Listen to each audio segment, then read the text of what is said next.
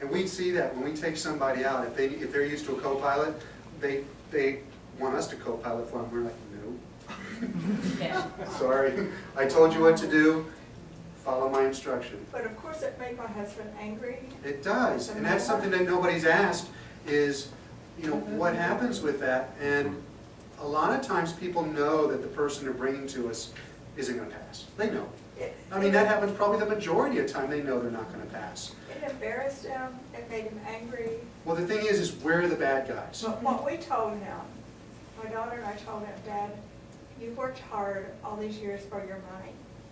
Now, are you going to go out just to drive that car? Yes, it is. And then pay to somebody because you caused an accident? Yeah. And you know what, as I tell them, and I don't have to tell you this, every day we see the commercials on TV, especially during the daytime, all day long for personal liability attorneys. Mark's got a great point when it comes to that. When they're frustrated and they're mad, that's one of the most unsafe drivers out there.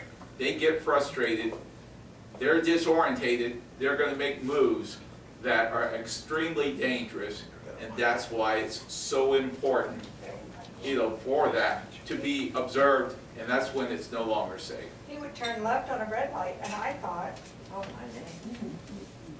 And what happens is, Mark also said, and I don't like, because I am a nice person, and to be very honest with you, one of the reasons I had my mom has Alzheimer's, and she surrendered it, fortunately, at the beginning, because my father's there to help her. But the thing is, it is, you know, a very tough situation to tell somebody they no longer can drive.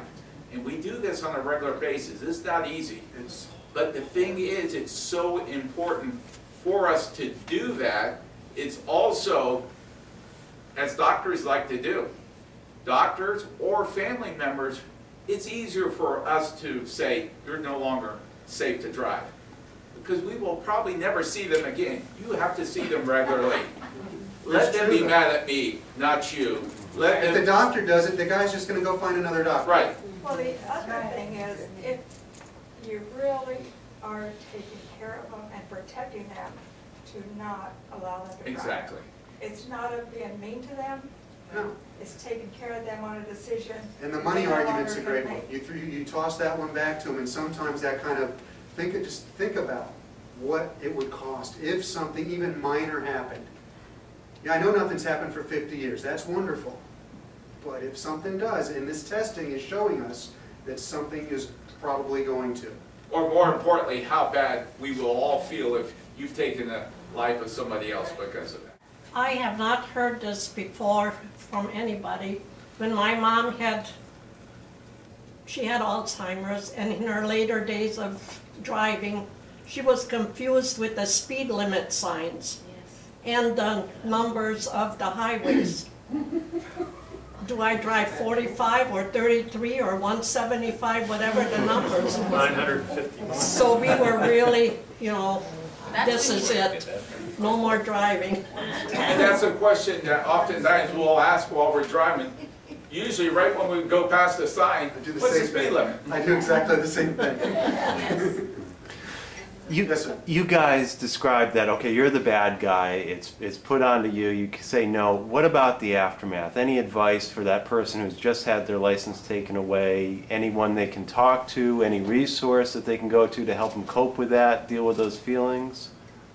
There are counselors that we could refer people to. Again, that's going to be more, what do you think the best answer for that would be? Well, actually, we don't take their license physically. Right. We don't take them away. Right. The Department of Motor Vehicles do. And I have had family members call me after they've gotten their license taken away or their letter, and they ask me, what do I do now? So the first thing is they got to go turn their license in, get the state ID, because you're going to need that. And if they're upset, normally the family are the best people to talk to them about it. We give them those resources for the driving so that, you know, they don't feel they're stuck in the house anymore. There are resources out there that will take people places, and it's pretty cheap.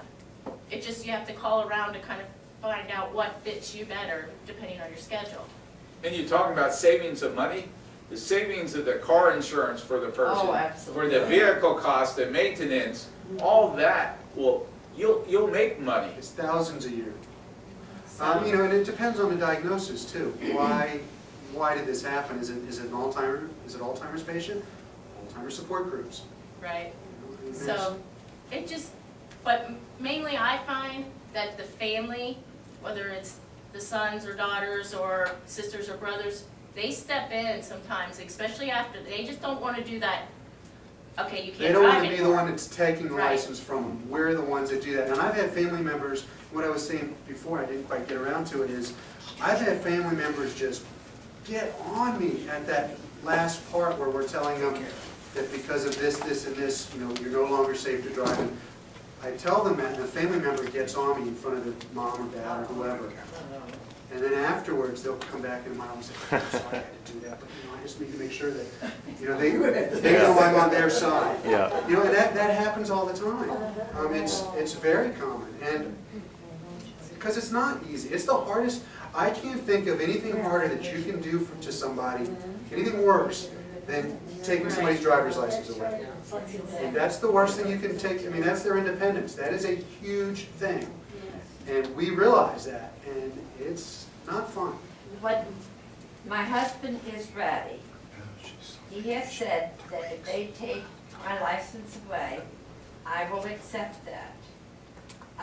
But what do I do about the keys? I don't want him to drive the truck. Right. That's another good issue to bring up, is what do you do about the person that's still got their car sitting in the driveway? Sell the truck. Well, Get rid of it, sell it, disable it, hide the keys, the only thing is I want to still use it. hide the keys. Just hide the keys. I mean, every situation is different and not everything is gonna work for everybody. But about every scenario you can come up with of how you could do that, I've heard it. Flatten a tire, let the air out of the tires, have a pump when you wanna use it. I mean, I've heard everything. I mean, put it up on blocks, pull the plug out, just, you know, disable the distributor, things, little things. Mako, Touche, Yes, who's sir. our neighbor. Are most of your clients voluntary, or do you get referrals that they're referred to you through their insurance company or It's- law He enforcement? said he would. Both. He would do Yeah. It's both. I don't know what the percentage is. It seems probably about 50-50. It's just about 50-50. We do get people too that will get a letter from the medical review board for whatever reason, whether the doctor, you know, referred them to the medical review board. They get a letter saying that they have to get a driving evaluation done within usually 45 days. And that's when they'll call us. First thing that we have them do then is get a referral from their physician. Because we do want a doctor to be involved. We want a doctor to know how they do on this evaluation. Plus, we are hospital-based, so we require a prescription for the driving evaluation. And we need to know about things like seizures and medications that are going to interfere with their driving. Are they medically stable to handle a driving evaluation?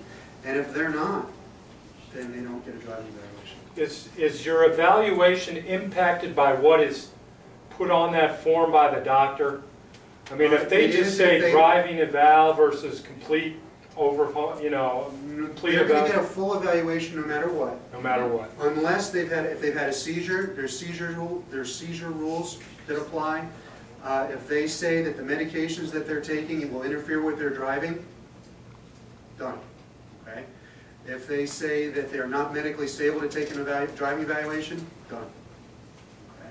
So yeah, some things do impact whether or not we actually do the evaluation, but as far as their diagnosis, no, I'm going to try to give them a driving evaluation.